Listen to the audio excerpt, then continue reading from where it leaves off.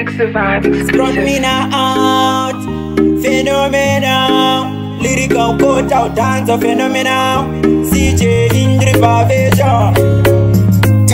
Team good up, Lenchi. We back again, alright. Summertime. Yeah, she can go in summertime. It's body see a timber fire, it's a crime. We are never cool for the bomb mine. We are never baby in the bush, tapping them summertime, oh. Turn the fire till the cook lakeside. I tapping them summertime, oh. Turn the fire till the cook thick pose. Ndine kiwa ena mwende jawa fadosi. Ndinge ndichifara shekupeta stress. Ndine happiness, ndeka piracy. Kuma embrace, ndema mistress. Summertime, it's a big party. Turn the fire shedu till the cook party. Atidi wano wanza maprati. Kana wano tara tuma this and that. Alright, yeah, she can go in summertime. It's body see a timber fire, it's a crime. We are never cool for the bomb mine.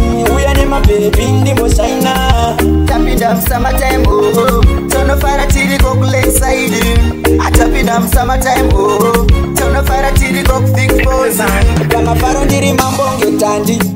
Pesa ndorudunura kungendandi. Chimbodetsa nzenza dzimboti wainira. Kurwatisava negodo vachisvainira. Akanata kufara tidi vanopinura summertime. Inguva yekufara vasikana nevakomana una vakufara.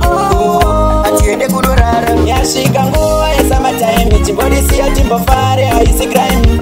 Uya nemakuva ndimbomaini. Uya nemabebi ndimboshaina.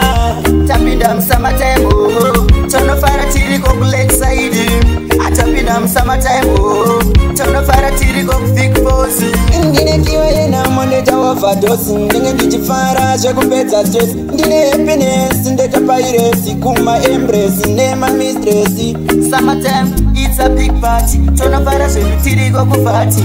Atidi wano wanza maprati. Kana wano tara tuma this and that. Alright, yashika nguva yesummertime. Chimbodisiya timbofare haisi crime. Uya nemakuva ndimbomaini. Uya nemabebi ndimboshaina. Tapinda summertime, oh. Tonofara tiri koku lakeside. Atapinda summertime, oh. Tonofara tiri koku thick pose.